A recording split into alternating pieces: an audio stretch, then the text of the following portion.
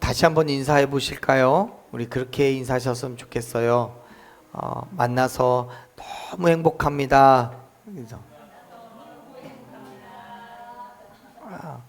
만나서 너무 행복합니다. 별로예요? 네.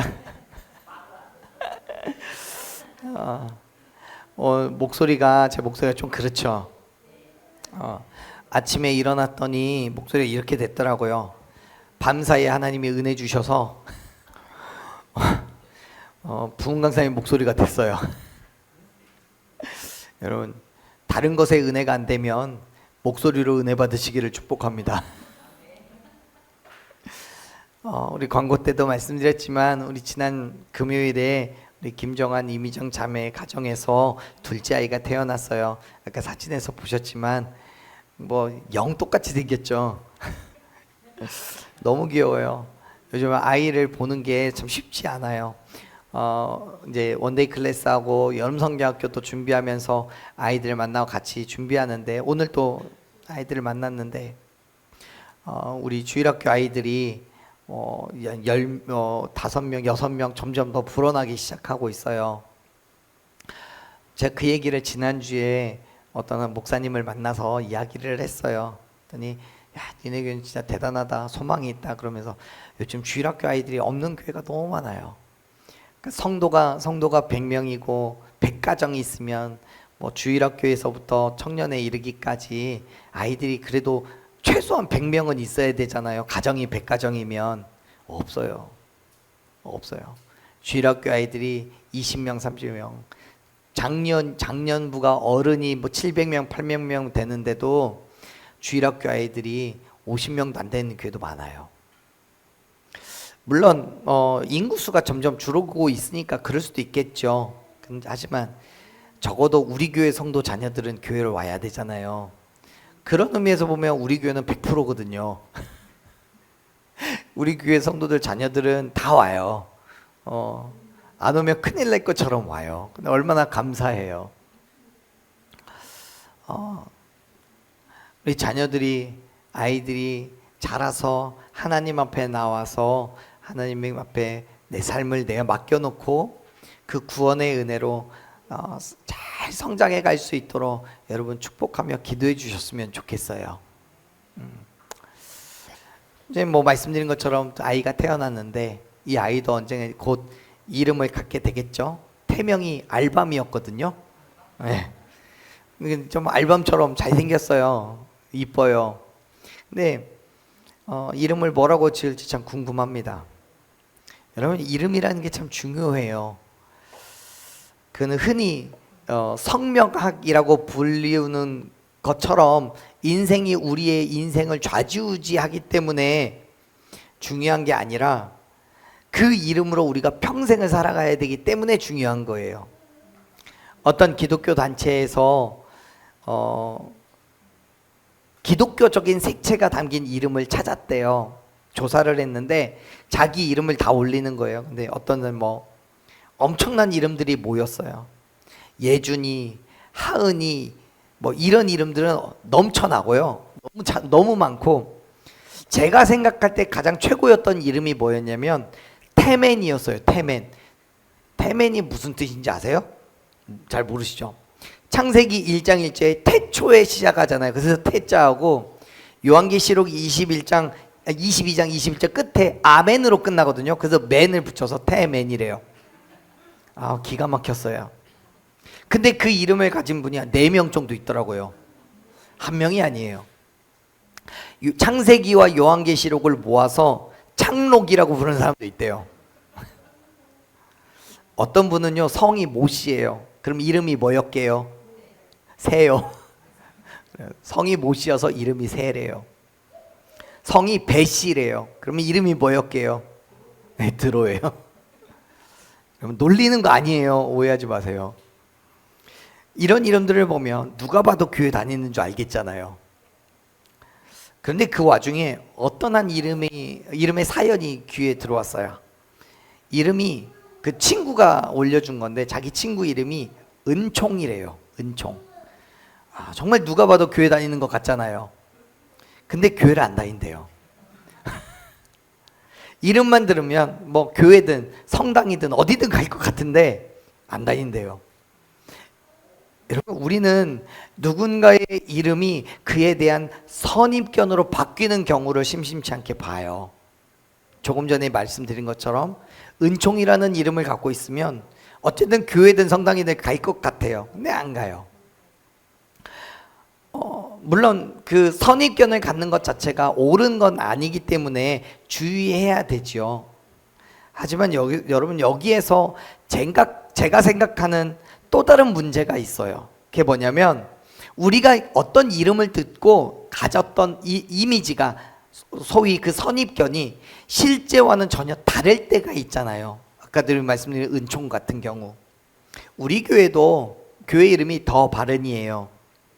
우리 교회 이름을 들은 사람들의 첫 반응은 대부분 진짜 바른 교회야? 너네들은 잘못을 하나도 안 해? 막 이런 거예요. 정말 바르게 살아? 막 이런 거예요. 이름이 그러니까 그렇게 살지 못하면 아주 작은 것이라도, 남들은 다 그렇게 살아도 우리 교회는 뭔가 불법적인 일을 행하면 쉽게 받아들여지지가 않는 거예요. 그래서 교회 차를 사고 교회 이름을 붙여놓고 차 운행을 하면서 과속을 못 하겠어요. 원래도 잘 안 하지만 교회 이름 붙여놓고 신호 위반하고 과속하고 그러면 바른 교회인데 막 이럴까봐 잘 못 하겠더라고요.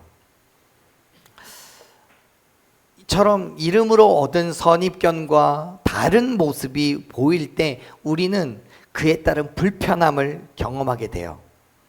성경에서도요, 이름은 매우 중요한 의미를 가지고 있어요. 성경에서의 이름은 그 사람 혹은 그 지역의 정체성, 특징을 나타냅니다. 예컨대 이스라엘 백성들이 이스라엘이라는 이름을 갖게 된 것은 요셉이 야복강이라는 곳에서 하나님의 사자를 이겼기 때문에 붙여진 이름이에요. 하나님이 붙여주신 이름이에요. 그래서 이스라엘이라는 이름의 뜻이 뭐냐면 하나님을 이겼다라는 뜻이에요. 그 말은 이스라엘 백성들이 하나님을 이겼기 때문에 하나님보다 높은 존재다, 하나님보다 서열이 높다, 이런 의미에서의 이김이 아니에요. 이때부터 온전히 하나님의 백성이 되었고 하나님의 끊임없는 축복을 누리게 되었다라는 의미를 갖고 있는 거예요. 그래서 하나님께서도 이스라엘 백성들이 온전히 하나님의 백성이 될 수 있도록 그들을 축복하셨고 은혜를 베풀어 주셨어요. 자, 보세요. 이스라엘 백성들이 출애굽한 이후에 하나님께서 가나안 땅을 그들에게 주시며 뭐라고 하셨습니까? 우리가 같이 읽었던 말씀이에요. 1절 말씀 같이 읽어봅시다. 1절 읽을게요. 여호와의 사자가 길갈에서부터 복임으로 올라와 말하되 내가 너희를 애굽에서 올라오게 하여 내가 너희의 조상들에게 맹세한 땅으로 들어가게 하였으며 내가 이르기를 내가 너희와 함께한 언약을 영원히 어기지 아니하리니. 아멘. 여러분, 이스라엘 백성들 가운데 임재하신 하나님의 사자가 분명하게 선언하면서 얘기해요. 애굽에서부터 이곳 가나안까지 인도하신 분이 하나님이시라고요. 그리고 그렇게 인도하신 이유가 뭐였어요? 1절 중간부분에서부터 얘기하면요, 너희의 조상들에게 맹세한 땅으로 들어가게 했는데 그게 뭐였냐면 언약 때문이었다라고 말하잖아요. 그들의 조상들에게 약속한 것이 있었기 때문에 그것을 지키기 위해서라고요. 그렇습니다. 하나님께서는 당시 이스라엘 백성들의 조상들, 즉 아브라함과 이삭과 야곱과 또 요셉을 지나서 모세에 이르기까지 그들과 언약을 맺었고 그들 가운데 확증했던 그 언약을 이루시기 위해서 가나안 땅에 들어가게 하신 거예요. 하나님께서는 그 언약을 지키셔서 가나안 땅에 가게 하셨을 뿐만 아니라 1절 마지막에 기록하는 것처럼 언약을 영원히 어기지 않으시겠다라고 약속하셨단 말이에요. 우리에게 여러분, 사랑하는 여러분, 우리가 믿는 하나님은 이런 하나님이세요. 우리에게 말씀하신 것은 어떤 것 하나라도 땅에 떨어뜨리지 않으시고 1.1획도 틀림없이 지키시고 이루시는 분임을 믿으시길 바랍니다. 시편 89편 34절 말씀을 보면 이야기하시죠. 하나님께서는 당신의 언약을 깨뜨리지 않으시고 내 입술에서 낸 것은 변하지 않으실 거라고요. 지금 시편에서 그리고 우리가 읽었던 1절 마지막에서 말씀하고 계신 것과 같이 하나님께서는 사람과 맺은 언약을 철저하게 지키시는 분이란 말이에요. 당연하죠. 왜요? 하나님이시니까. 지극히 선하신 하나님이시니까. 만일 하나님이 우리와 약속을 지키지 않으신다면, 우리가 잘못해서 그 언약을 깼기 때문에가 아니라 그건 상관없이, 나하고는 전혀 상관없이 하나님이 언약을 지키시지 않으신다면, 거짓말하시는 분이라면 우리가 하나님을 어떻게 신뢰할 수 있겠어요? 하나님을 어떻게 믿고 의지하고 따라갈 수 있겠어요? 없잖아요. 하나님은요, 우리에게 말씀하시고는 단 하나도 어기시는 법이 없으십니다. 그런데 사람은 그렇지 않아요. 한번 볼까요? 2절 말씀, 우리가 읽었던 사사기 2장 2절 말씀 같이 읽습니다. 너희는 이 땅의 주민과 언약을 맺지 말며 그들의 제단들을 헐라하였거를 너희가 내 목소리를 듣지 아니하였으니 어찌하여 그리하였느냐. 아멘. 보세요. 1절에서는 분명히 하나님께서 우리에게 언약을 지키시겠다고 약속하셨어요. 그리고 그 약속을 지키셔서 가나안 땅까지 인도해 주신 거예요. 이 사사기의 첫 부분이 그 가나안 땅에 들어와서 살게 되면서부터 시작하는 거예요. 그런데 인간이 어땠어요? 2절 말씀 보면요, 이 땅의 주민과 언약을 맺지 말라고 했어요. 이 땅이 어디예요? 가나안 땅, 이방 민족들. 그리고 그들의 제단을 헐라고 했어요. 그런데 이들이 어떻게 했다고요? 너희가 내 목소리를 듣지 않았어요. 그래서 하나님 말씀하신 거예요. 니들 도대체 왜 그러느냐? 나는 내 약속은 다 지켰잖아. 근데 너희들은 내 말을 왜 안 듣니? 좋게 말하니까 안 듣니? 라고 하는 거죠. 나쁘게 말하면 왜 안 들어 처먹냐? 이런 거죠. 여러분, 하나님께서 가나안 땅을 주시겠다고 약속하시면서 이스라엘 백성들에게 요구하신 것은 아주 단순한 거예요. 출애굽기 말씀 한번 볼까요? 출애굽기 23장 20절 말씀을 보면 하나님께서는 모세에게 말씀하셔요. 가나안 땅에 들어가면 그 땅의 신들과 언약을 맺지 말라고요. 내가 너희를 보호해서 그 예배한 곳에 이르게 할 거라고요. 그래서 마지막에 33절을 보면 그 땅의 신들과 언약을 맺지 말고 교제하지 말라고 해요. 한번 읽어볼까요? 읽습니다. 그들이 내 땅에 머무르지 못할 것은 그들이 너를 내게 범죄하게 할까 두려움이라. 내가 그 신들을 섬기면 그것이 너의 올무가 되리라. 아멘. 아멘. 지금 하나님이 걱정하고 있는 게 뭡니까? 걱정하고 계시는 게 뭐예요? 그들의 신들을 섬기게 될까봐 걱정하시는 거잖아요. 우상을 섬기게 될까봐. 그 걱정이 얼마나 컸는지 지금 22장 33절을 보면 중간쯤에 있죠. 그게 하나님께는 뭐가 됐어요? 두려움이 될 정도였어요. 그 걱정이 크게 달았다는 거죠. 근데 그 문제는 그들이 우상을 섬기게 되는 것이 더 두렵다라기보다는 그것으로 인하여서 그 땅에서 쫓겨나게 될 것을 걱정하시는 거예요. 그런데 여러분, 정말 놀랍게도 이건 출애굽기 23장의 말씀이에요. 출애굽기 23장에서는 이스라엘 백성들이 가나안 땅에 들어간 거예요? 안 들어간 거예요? 아직 안 들어간 거예요. 그런데 정말 놀랍게도 가나안 땅에 들어간 사사기의 말씀을 보면 2장 2절에서 뭐라고 한다고요? 그들이 내 목소리를 듣지 않아서 제단을 헐으라고 했는데 헐지도 않아요. 이방 민족들과 언약을 맺지 말라고 했는데 언약을 맺어버렸어요. 하지 말라는 건 정말 죽도록 해요. 그렇게. 결국 하나님께서는 이스라엘 백성들과 맺은 언약을 확실하게 그리고 철저하게 이스라엘 백성들은 그 언약을 헌신짝처럼 버려버렸어요. 하나님의 말씀대로 가나안 땅의 원주민들을 쫓아내지 않았을 뿐만 아니라 그들과 연합하여서 그들의 신을 섬기고 그들의 생활 방식을 쫓아가기 시작해요. 여러분, 애초에 하나님께서 이스라엘 백성들이 징계를 받지 않을까 두렵을 정도로 염려하셨잖아요. 하나님 앞에 죄를 범하지 않을까 걱정하셨잖아요. 그래서 미리 그렇게 하지 말라고 경고하셨단 말이에요. 그런데도 불구하고 그들은, 이스라엘 백성들은 하나님 앞에서 죄를 범하기 시작했어요. 사랑하는 여러분, 하나님께서 저와 여러분 축복, 그 은혜를 주시겠다 약속하시면서 우리에게 요구하신 게 뭡니까? 로마서 12장 2절 말씀을 보면 우리에게 분명하게 말씀하시는데요. 뭐라고 하셨어요? 같이 읽어보죠. 너희는 이 세대를 본받지 말고 오직 마음을 새롭게 함으로 변화를 받아 하나님의 선하시고 기뻐하시고 온전하신 뜻이 무엇인지 분별하도록 하라. 아멘. 아멘. 하나님의 선하고 기뻐하시고 온전하신 뜻이 무엇인지를 분별하라고 얘기하셨어요. 이 세대를 본받지 말라고 얘기하셨어요. 자, 여기서 이 세대라고 이야기하면 로마서니까 로마 시대, 하나 예수님 계셨던 그 신약 시대, 그 시대를 본받지 말라고 생각하시면 정말 큰 일입니다. 지금 이 시대, 내가 살아가고 있는 이 시대를 말하는 거예요.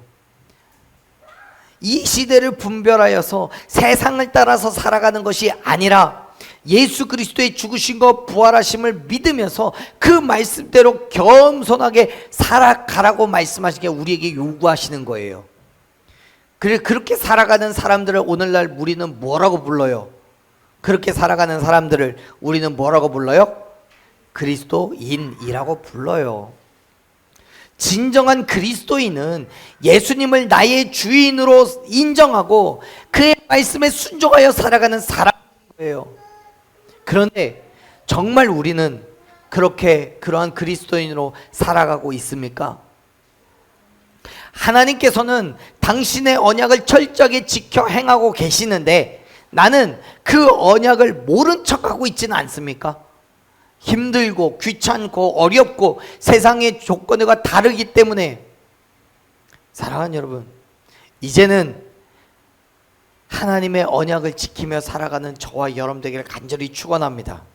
힘들어도 어려워도 세상의 가치관과 다를지라도 이 세대를 본받지 말라고 했잖아요. 그럼 본받지 말고 하나님의 말씀대로 살아야지요. 하나님께서는 여전히 저와 여러분에게 경고하시고 부르셔요. 지금 여호와의 사자가 길갈에서부터 복임까지 올라와서 이스라엘 백성들에게 말씀하고 계시는 것도 그들을 다시 하나님의 백성으로 삼으시기 위하여서, 다시 하나님의 자녀로 부르시기 위하여서 말씀하고 계시는 거예요. 그렇게 살지 말라고요. 만약 하나님께서 그럴 의도가 없으셨다면 뭐로 거기까지 오셔서 부르시겠어요? 그냥 내버려 두시지. 그런데 하나님의 음성을 듣고 이스라엘 백성들은 어떻게 반응할까요? 자, 말씀 볼게요. 4절 5절 말씀을 한번 봅시다. 먼저 볼게요. 4절 5절 읽습니다. 여호와의 사자가 이스라엘 모든 자손에게 이 말씀을 이르매 백성이 소리를 높여 운지라. 그러므로 그곳을 이름하여 복임이라 하고 그들이 거기서 여호와께 제사를 드렸더라. 아멘. 아멘. 이스라엘 백성들이 소리를 높여 울었어요. 그리고 하나님께 제사를 드렸어요. 그래서 그 땅의 이름을 복임이라고 불렀대요. 이 복임이 울다라는 의미예요. 말씀을 보면 정말 잘한 것 같죠. 잘했어요. 정말 이들이 지금 해야 될 일을 당연하게 한 거예요. 그런데 여러분 한번 여쭤보죠. 하나님께서 우리가 하나님께 지은 죄가 있어서 하나님께서 우리의 죄를 깨닫게 하셨어요. 그리고 말씀하셨어요. 책망하셨어요. 그렇게 살지 말라고. 그러면 우리는 뭘 해야 돼요? 가장 먼저 뭘 해야 돼요? 회개해야죠. 울며 불며 회개하는 게 맞아요. 그런데 우리 한번 성경을 보면 4절 5절 말씀을 보면 이스라엘 백성들은 하나님의 지적을 듣고 어떻게 반응했다고요? 울었대요. 울었대요. 여러분, 지금 이스라엘 백성들이 회개하는 것과 같은 모습을 가지고 울보불며하고 있지만 하나님의 징계에 대한 두려움으로 자기의 죄에 대해서 체념하고 있는 것뿐이에요. 회개가 아니고 그냥 우와 나 진짜 이제 혼나는구나 라는 거, 그 두려움에 있는 거예요. 우리가 함께 읽은 말씀은 아닌데 이 뒤에 11절 말씀을 가서 보세요. 11절 말씀을 보면 뭐라고 얘기해요? 이스라엘 자손이 여호와의 목전에서 악을 행하고 바알들을 섬겼대요. 여러분, 이 이전에 우리가 읽었던 4절 5절 말씀을 보면 하나님의 징계의 말씀을 듣고 울었잖아요. 회개했잖아요. 그러면 하나님 앞에서 악을 행하면 안 되지요. 회개했잖아요. 돌이켰잖아요. 근데 11절 말씀을 보면 여호와의 목전에서 악을 행했어요. 우상을 섬겼어요. 회개하는 삶을 사는 것 같았지만 그 삶에 완전한 변화가 없어요. 너무도 쉽게 다시 죄인의 삶으로 돌아가 버렸어요. 왜요? 시간의 흐름 때문에요. 시간이 가면 갈수록 점점 더 하나님께로 나아가는 것이 아니라 세상으로 나아가요. 인간의 연약함이 그런 거예요. 본래 이스라엘 백성들은요, 거룩한 하나님의 백성으로 하나님께서 주시는 은혜를 누렸고, 그렇기 때문에 그들은 하나님을 섬겨야 했어요. 자, 보세요. 우리가 읽었던 말씀에서도 분명하게 이야기해요. 6절 7절 말씀 볼까요? 전에 여호수아가 백성을 보내매 이스라엘 자손이 각기 그들의 기업으로 가서 땅을 차지하였고, 백성이 여호수아가 사는 날 동안과 여호수아 뒤에 생존한 장로들 곧 여호와께서 이스라엘을 위하여 행하신 모든 큰 일을 본 자들이 사는 날 동안에 여호와를 섬겼더라. 아멘. 사랑하는 여러분, 이스라엘 백성들이 온전히 하나님을 섬겼던 그때가 언제예요? 여호수아가 사는 날 동안이었어요. 여러분, 어째서 그때는 하나님을 섬기고 지금은 11절에서는 여호와의 목전에서 악을 행하게 됐을까요? 그 비밀은 7절에 있어요. 7절에서 이야기하죠. 여호수아가 사는 날 동안과 여호와 뒤에 생존한 장로들, 그들 때문에 하나님 앞에 온전히 있게 되었는데, 그 이유가 뭐예요? 여호와께서 이스라엘 위에서 행하신 모든 큰 일을 본 자들이 사는 날 동안, 하나님이 행하신 일을 본 자들이 사는 날 동안에는 하나님을 섬겼어요. 하나님의 살아계심을 알았어요. 그래요.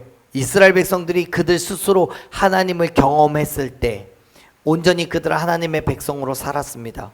하나님을 경험했기 때문에, 하나님의 역사심을 눈으로 봤기 때문에 그들은 얼마든지 하나님을 섬길 수 있었어요. 그건 당연한 거예요. 어쩌면 지금도 하나님께서 이곳에 임재하셔서 정말 솔로몬의 성전과 같이 구름과 안개로 우리에게 보이신다면, 지금 예수님이 이곳에 임재하셔서 당신의 손자국, 발자국의 못자국을 우리에게 보여주신다면, 여러분 안 믿으시겠어요? 안 믿으시겠어요? 그 안 믿으면 정상이 아니죠. 예수님이 오셨는데 아무리 뜯어 말려도 다 믿을 거예요. 여러분, 그렇다면 우리는요, 우리의 삶의 모습들을 한번 살펴보자고요. 내게 말씀하신 것, 내게 역사하신 그 하나님이 계신데 우리는 그 사실을 알면서도 하나님을 믿지 않는 이유는 뭡니까? 무엇 때문입니까? 시간이 가면 갈수록 하나님께서 내게 역사하셨던 그 일이 점점 잊혀지는 거예요. 참 마음이 아프고 슬픈 일이에요. 잊혀진다는 거예요.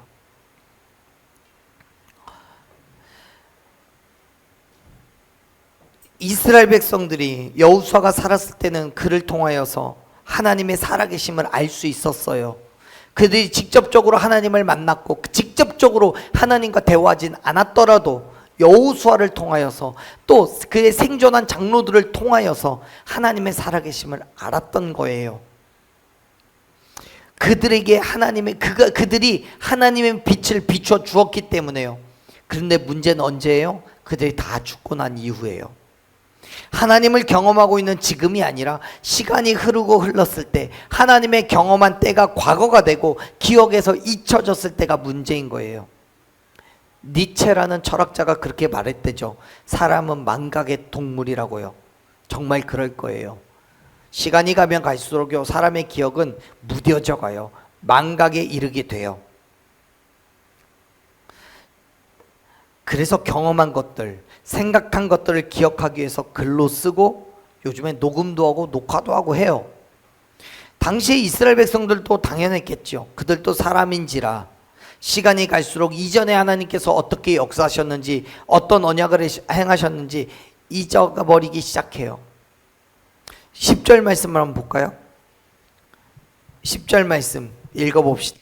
그 세대의 사람도 다 조상들에게로 돌아갔고 그 후에 일어난 다른 세대는 여호와를 알지 못하며 여호와께서 이스라엘을 위하여 행하신 일도 알지 못하였더라. 아멘. 여호와가 죽었어요. 그리고 그와 함께 가나안 땅에 들어온 다른 세대들도 다 죽었어요. 이제 가나안 땅에 남은 사람들은요, 그 땅에서 태어난 사람들이에요. 하나님의 역사하심을 경험하지 못한 사람들이에요. 그 사람들은 다른 민족들에게 이스라엘 백성들이라고 불리지만 정작 그들은 하나님을 알지를 못해요. 하나님께서 이스라엘을 위해서 행하신 일도 알지 못해요. 왜요? 경험한 적이 없으니까. 또 배우지 못했으니까. 이게 뭔 말입니까? 가나안 땅에 처음 들어간 사람들은 광야에서 또 가나안 원주민들과의 싸움 속에서 하나님을 경험했단 말이에요. 그 당시에는 이스라엘 백성들이 힘도 능력도 없기 때문에 오로지 하나님의 역사하심에 기댈 수밖에 없었어요. 지금의 고난과 괴로움을 이겨내기 위해서, 벗어나기 위해서 하나님 앞에 갈망하고 하나님의 능력을 갈구했어요. 하나님께서 어떤 분이시고 어떤 일을 행하실 수 있는 분인지를 알았어요. 그런데 가나안 땅에 들어가 살고 있는 지금에 와서는 광야의 힘듦도 없고 더 이상 싸움도 없어요. 그러니까 현실에 매몰되어서 하나님을 잊어버린 거예요. 여러분 상상해 보세요. 이스라엘 백성들이 쭉 살아가다가 가나안 땅에 들어와서 또 다른 세대가 시작될 때 그 이전의 사람들이 모두 다 죽고 자 지금부터 다시 시작해서 사람들이 살아간 게 아니잖아요. 이 시간 속에서 겹쳐지는 부분들이 있잖아요. 내가 자녀를 낳았고 그 자녀가 자랄 수 있도록 양육을 했고 내가 죽고 또 그 자녀가 또 다른 자녀를 낳고 이렇게 겹쳐지는 시간들이 있단 말이에요. 근데 그 겹쳐지는 시간들 속에서 뭘 안 한 거예요? 교육을 안 한 거예요. 가르치지를 않은 거예요. 하나님을 더 이상 알아갈 이유가 없어요. 나는 하나님을 경험했지만 내가 하나님을 경험한 것을 내 자녀에게 후대에게 가르쳐 주지를 않았어요. 보여주지를 않았어요. 나는 하나님을 경험했지만 세상 속에서 내 마음대로 내 욕심대로 내 뜻대로 살면서 하나님의 살아계심을 드러내지를 못했어요. 그게 너무 가슴이 아픈 거예요. 그게 이스라엘 백성들에게 큰 문제가 되었어요.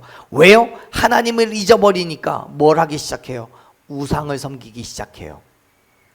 사랑하는 여러분, 시간이 가면 갈수록 하나님께 대한 우리의 기억은 점점 사라져 갑니다. 예컨대 지금 우리 교회가 개척을 하며 경험한 하나님의 은혜가 10년 뒤, 20년 뒤의 기억 속에 그런 일이 있었더라 정도로 남을지도 몰라요.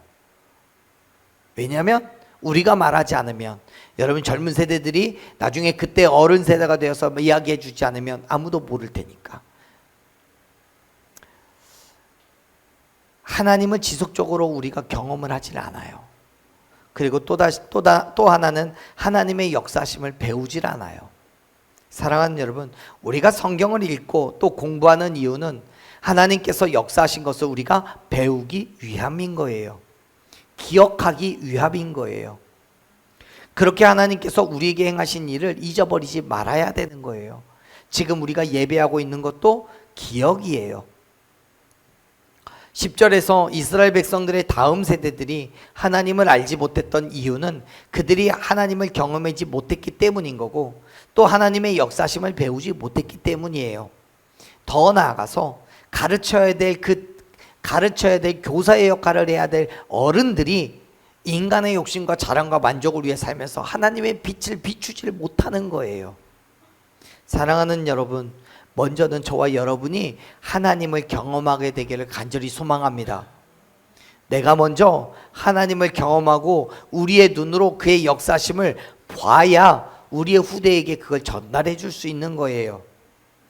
내가 빛된 성도로 살아가기 위해서는 그 빛이 우리에게 있어야 되잖아요. 물론 그 빛을 받고도 내 안에서 빛을 드러내지 않는다면 아무 의미 없죠. 여러분, 우리가 하나님의 빛 가운데로 나아갔다면 그 빛을 세상 가운데 드러낼 수 있는 저와 여러분 되기를 간절히 축원합니다. 빛된 성도로 살아가기 위해서는 그 빛이 먼저 우리에게 있어야 돼요. 하나님의 바른 경험을, 바른 하나님을 드러내야 돼요. 시간이 가면 갈수록 우리의 기억도 흐릿해지는 것이 아니라 오히려 또렷이 하나님을 기억하게 되기를 간절히 축원합니다. 내 기억 속에서 내가 경험한 하나님, 나에게 역사하신 하나님을 드러내세요. 그래서 하나님께서 우리에게 요구하시는 것은 무엇인지 알게 하고 그 마음대로, 그 아는 대로, 그 지식대로 나아가는 저와 여러분 되기를 간절히 소망합니다. 그렇지 않다면 언젠가 이 땅은 진짜 하나님이 아니라 전설 속의 하나님, 이야기 속의 하나님을 알게 될지도 몰라요. 사랑하는 여러분, 시간이 가면 갈수록 더욱더 하나님과 가까워지시기를 바라요. 시간이 가면 갈수록 하나님을 더 많이 경험하고 더 많이 알아가시기를 바라요. 이스라엘 백성들이 하나님을 떠나서 우상을 섬겼고 그 일이 저와 여러분에게 반복되지 않도록 하십시오. 그렇게 시간이 가면 갈수록 이 땅에 빛으로 오신 예수 그리스도의 죽으심과 부활하심이 저와 여러분을 통해서 더욱더 드러나게 되기를 간절히 소망합니다. 그래서 그리스도인이라는 이름이 부끄럽지 않은 온전한 그리스도인 된 삶을 살아가시기를 바랍니다. 그때 하나님께서는 우리를 붙잡아 주시고 예수 그리스도의 복음이 저와 여러분을 통해서 온 땅에 선포되게 하실 줄로 믿습니다. 물론 우리가 너무 연약해서 그 일을 감당할 수 있을까 싶기도 해요. 그런데 여러분, 어차피 모든 일은 우리가 하는 거 아니잖아요. 내 안에 계신 성령님께서 우리 가운데 역사하셔서 우리에게 말씀하여 주시고 가르쳐 주셔서 그 길로 가게 하심을 여러분 믿으시길 바랍니다. 우리는 그냥 믿음으로 순종하는 것뿐이에요. 이 어둠의 땅에서 빛의 자녀로 저와 여러분이 온전히 드러낼 예수 그리스도의 복음이 크고 놀라운 하나님의 능력으로 나타냄으로 말미암아 살아계신 하나님을 선포하는 저와 여러분의 삶이 되기를 간절히 소망합니다. 그래서 이스라엘 백성들이 여호수아가 사는 날 동안 하나님을 섬겼던 것과 같이 저와 여러분이 온전히 하나님을 드러냄으로써 우리를 통해서 이 세대의 모든 백성들이 하나님을 섬기며 살아가게 되기를 소망하시기를 바라요. 여호수아가 사는 날 동안에가 아니라 내가 사는 날 동안에 이 땅의 모든 백성들이 하나님을 섬기고 하나님의 말씀대로 살아가기를 결단했으면 좋겠어요. 어떤 힘듦과 어려움 가운데에서도 하나님께 우리의 삶을 맡겨놓고 겸손하게 나아가십시오. 하나님의 말씀에 순종하며 담대하게 그 믿음의 삶으로 나아갈 때 하나님께서 저와 여러분의 삶을 축복하여 주실 줄로 믿습니다. 아멘. 자, 우리 한번 따라 합시다. 내가 사는 날 동안에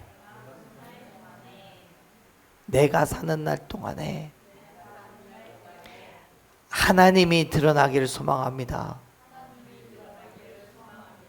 내가 사는 날 동안에 온 땅이 하나님을 알아야지요. 우리를 통해 예배하는 모든 예배자들이 거룩한 하나님의 말씀 가운데 담대하게 나아가는 삶을 결단하고 정말 내가 사는 날 동안에 하나님의 빛이 온 땅에 드러나고 선포되어지기를 간절히 축원합니다. 그 믿음의 삶의 자리로 오늘 다시 한번 믿음을 결단하고 나아가는 저와 여러분 되기를 소망합니다. 아멘. 우리 함께 찬양으로 결단하고 기도합시다. 사랑하는 여러분, 무엇보다 먼저 저와 여러분이 하나님의 은혜를 누리며 살아가기를 소망합니다. 저와 여러분을 통해서 이 땅은 하나님의 빛, 그의 발음이 드러나야 돼요. 물론 여전히 부족하고 연약하죠. 그럼에도 불구하고 하나님께서는 저와 여러분을 통해서 일하실 줄로 믿습니다.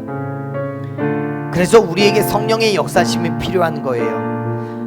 먼저 성령님께서 우리에게 말씀하시고 가르쳐 주시고 주의 빛 가운데로 나아갈 때 우리는 그 빛을 세상 가운데 드러내고 선포할 수 있는 거예요. 시간이 가면 갈수록 더욱더 겸손하게 하나님께서 행하실 일을 기대하며 나아가는 저와 여러분 되기를 간절히 축복합니다.